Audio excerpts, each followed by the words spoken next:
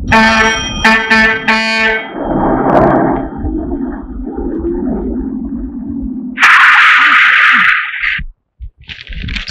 உங்க பல்லவன் போக்குவரத்து கழக பஸ் பண்ண வேலையை பாத்தீங்களா? இப்படி செஞ்சா நாங்க எப்படி சார் ஆபீஸ் போறது? உங்க பஸ் டிரைவர்ல கொஞ்சம் மெதுவா ஓட்ட சொல்ல மாட்டீங்களா? சார், மெதுவா போனாலும் திட்டுவீங்க, ஃபாஸ்டா போனாலும் திட்டுவீங்க. உங்க மேல சேர்த்த வாரி இறைச்சதுக்கு பல்லவன் மட்டுமா பொறுப்பு?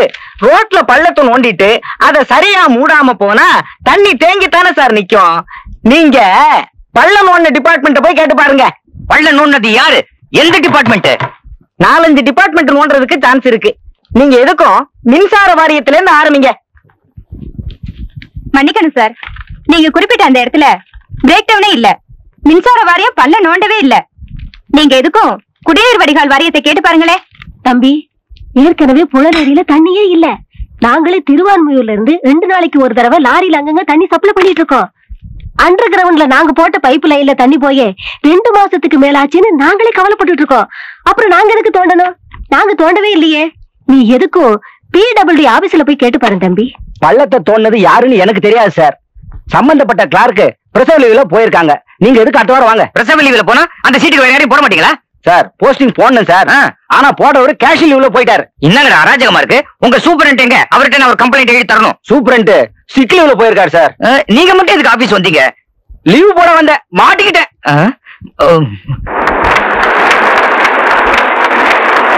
சார், சார், ஆபீஸுக்கு போற ஒரு சிட்டிசனோட நிலைமையை பாத்தீங்களா சார்? பல்லவன் சேர்த்த வாரி அடிச்சுட்டு போயிட்டான். பல்லவன் ஆபீஸ்ல போய் கேட்டா MESல போய் கேட்க சொல்றாங்க. MESல போய் கேட்டா PWDல போய் கேட்க சொல்றாங்க. PWDல போய் கேட்டா மெட்ரோ வாட்டர்ல போய் கேட்க சொல்றாங்க. என்ன இப்படியே போட்டோ எடுத்து போடுங்க, எல்லாருக்கும் தெரியட்டும். மிஷின் ஓடுறதுனால காது கேட்கல, கொஞ்சம் சத்தமா சொல்லுங்க. பல்லவன் நல்லவனா? நல்லவன் இல்ல சார், பல்லவன். பல்லவன். ஓ, வல்லவனா? வல்லவன் இல்ல சார், பல்லவன். பல்லவன்.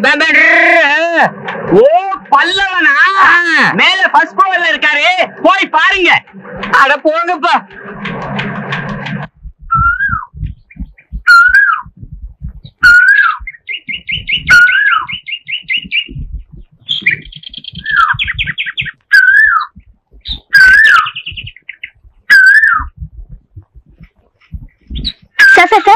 சார், நீங்க இந்த பார்க்ல தான் எழுதுவீங்கன்னு பேப்பர்ல படிச்சிருக்கேன் சார். உங்களுக்காக தான் 1 hour காத்துக்கிட்டு இருக்கேன். ஏன் உள்ள வந்திருக்கலாமே?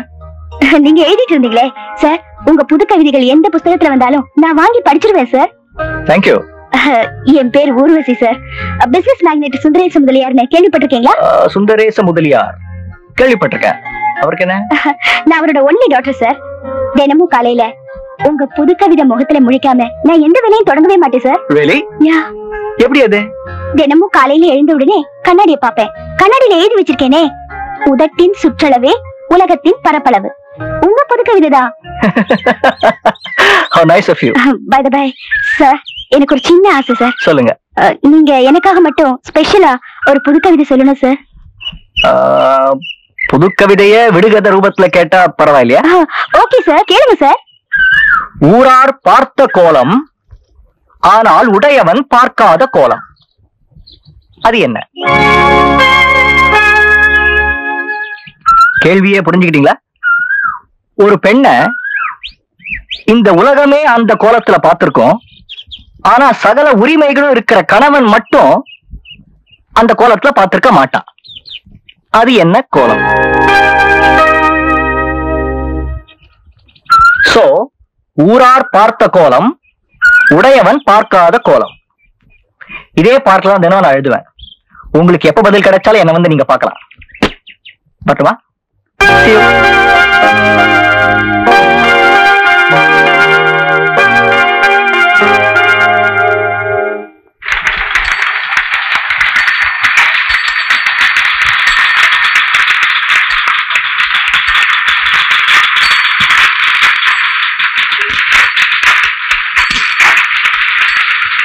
பாரிஜாதா, எங்க அப்பா எனக்கு பொண்ணு பார்க்க ஆரம்பிச்சுட்டாரு. அப்போ நம்ம விஷயத்த உங்க அப்பா கிட்ட சொன்னையா? ஐயோ, அதெல்லாம் என்னால முடியாது. எங்க அப்பா என் தோலை உரிச்சிடுவாரு. அப்ப நம்ம காதல்? நீ ஏதாச்சும் ஸ்டெப் எடுத்தாதான் நடக்கும். இல்ல அம்பேல். எங்க அப்பா தான் எனக்கு பொண்ணு பார்க்க ஆரம்பிச்சுட்டாருன்னு சொன்னேன்ல. இத பார், உங்க வீட்டுல பெரியவங்க யாருக்கிட்டையாவது நம்ம காதலை பத்தி சொல்லி அவங்களா என் வீட்டுக்கு வர மாதிரி வந்து, இந்த மாதிரி உங்க வீட்டுல ஒரு பையன் இருக்கானாமே, எங்க வீட்டுல ஒரு பொண்ணு இருக்கு அப்படின்னு சொல்லி ஜாதகத்தை கொடுத்து அந்த ரூட்ல வர சொல்லு. முதுகெலும்பு இல்லாம என்னையே காதலிச்சிங்க. காதல்ங்கிற உணர்ச்சியை தூண்டுறது எலும்பில்ல பாரிஜாதம், நரம்பு. நான் பிஎஸ்சி ஜியாலஜி.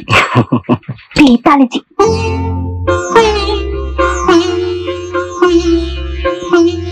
அண்ணே காஃபி. எங்கேயாவது சண்டைக்கு போறியா? இல்லையே. பின்ன ஏன் பாவாடி தூக்கி சொல்லிட்டு இருக்க? வாச தெளிச்சு கோலம் போட்டேன். ஏன் பாவாடி இறக்கி விட்டா கோலம் போட முடியாதா? ஏதாவது வேலை செய்யணும்னா பொம்பளைங்க உடனே எல்லாத்தையும் வாரி வயசு தூக்கி சொல்லிருப்பீங்களா? கண்டவங்க உங்க காலை பார்க்கணும், அதானே? கன்னி பொண்ணுனா கணுக்கால் தெரியக்கூடாது.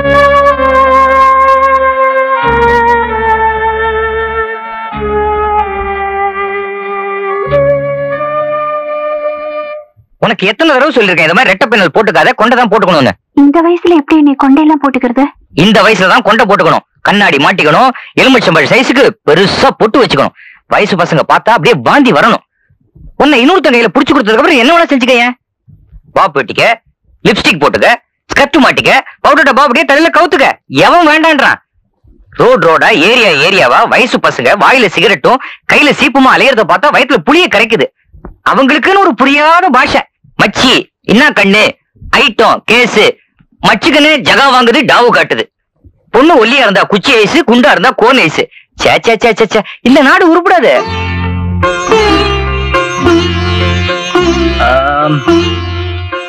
காஃபி.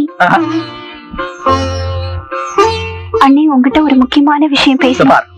ஒவ்வொரு வாரமும் பத்திரிகை வந்த உடனே அதுல இந்த பூமிலி ராசனோட புது கவிதை ஏதாவது வந்திருக்கான்னு பாக்குற ஒரு சின்ன கூட்டமே தமிழ்நாட்டுல இருக்கு. அவங்கள ஏமாத்தக்கூடாது. இந்த வாரத்துக்கு வேண்டிய புது கவிதையை நான் இன்னும் எழுதல, உடனே எழுதி ஆகணும். அதுக்காக தான் போயிட்டு இருக்கேன். இப்போ இந்த வீடே பத்திக்கிட்டு இருந்தா கூட என்னால ஒரு டம்ளர் தண்ணி கூட விட முடியாது. தள்ளு பாரிஜாதம். பாரி, எஸ் பிடிச்சிட்ட. பாரி பாரினிலே கதிரவன், பிடிச்சிட்ட. பாரினிலே கதிரவன் காரினிலே வரும்போது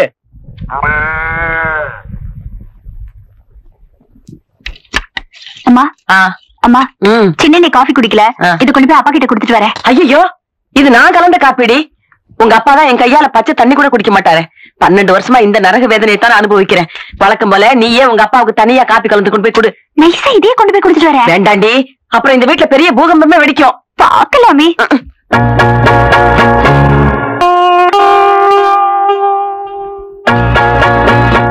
அப்பா காஃபி.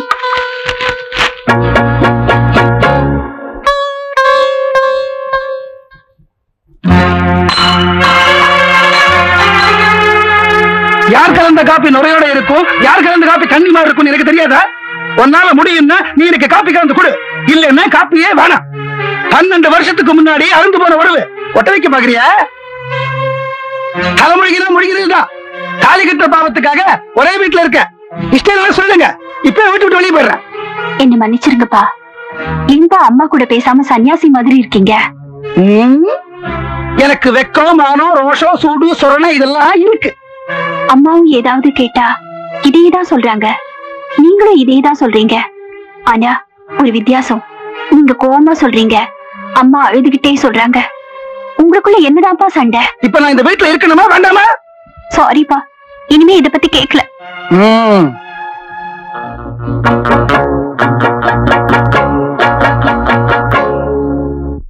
என்னமா இது? நான் 600 ரூபாய் சம்பளம் வாங்கும்போது 800 ரூபாய் செலவழிச்சேன். 800 ரூபாய் சம்பளம் வாங்கும்போது 1000 ரூபாய் செலவழிச்சேன். 1000 ரூபாய் சம்பளம் வாங்கும்போது 1200 ரூபாய் செலவழிச்சேன். இப்ப நான் சோலையா 1600 ரூபாய் வாங்குறேன். 1800 ரூபாய்க்கு பட்ஜெட் போட்டு கொடுத்துருக்கேன். ஏமா உன்னால துண்டு விழாமையே பட்ஜெட் போட முடியாதா? நீ பேசாம நிதி மந்திரி ஆயிட வேண்டியதானே? என்ன என்னப்பா பண்ண சொல்ற? விலைவாசி எல்லாம் விஷம் போல ஏறிக்கிட்டு இருக்கு. விலைவாசி ஏன் ஏறுது? கவர்மெண்ட் ஆபீஸ்ல 20 ரூபாய் இன்கிரிமெண்ட் கொடுத்தா இங்க டீ கடையில ஏன் 10 பைசா விலை ஏத்துறான்? இதெல்லாம் யாரு கேக்குறது? நாம தான் கேட்கணும். அடிக்கடி எலெக்ஷனுக்கு ஓட்டு கேட்க வராங்கல்ல, இப்ப எவன் தான் எலெக்ஷன்ல நிக்கிறது இல்லாத போச்சு. கண்டவன் நிக்கிறான். அம்மா பானைக்கு ஓட்டு போடுங்க, பூனைக்கு ஓட்டு போடுங்கிறான். அப்ப யானைய மாதிரி மண்டை மட்டும் ஆட்டக்கூடாது, கிழின்னு கிழிக்கணும். அடுத்த தடவை கிழிக்கிறப்பா. கிழிச்ச நீ நிர்வாகம் பண்ணது போதும், இனிமே நான் பாத்துக்கிறேன். இன்னில இருந்து வீட்டு நிர்வாகம் என் கையில. ஐயோ, நிர்வாகத்தை மாத்திட்டானே. நான் என்ன பண்ணுவேன்? மாட்டிக்கிட்டேன். அம்மா, ஒரு முக்கியமான விஷயம் பேசணும். உங்ககிட்டயாவது பேசலாமா? அடிப்பாடி இவ ஒண்ணு நிர்வாகம் என் கையிலேயே இருக்கும்னு நினைச்சு சில தில்லுமுள்ள எல்லாம் பண்ணி வச்சிருக்கேன். இப்ப திடீர்னு நிர்வாகத்தையே மாத்திட்டான். அரிசிக்காரனுக்கு 400 ரூபாய் பாக்கின்னு எழுதியிருக்கேன். அது 400 ரூபாய் இல்ல 600 ரூபாய்.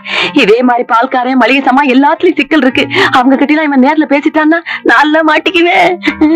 அதுக்கு என்னமா செய்ய போற? பழக்கம் போல யாருக்கும் தெரியாம இருக்கிற கொஞ்ச நெஞ்ச சாமானையும் மார்வாடி கடைக்கு தானம் எழுதிட வேண்டியதுதான். என்ன பாக்குற? இப்படித்தான் 12 வருஷமா இழுத்து பிடிச்சு இந்த குடும்பம் நடந்துகிட்டு இருக்கு.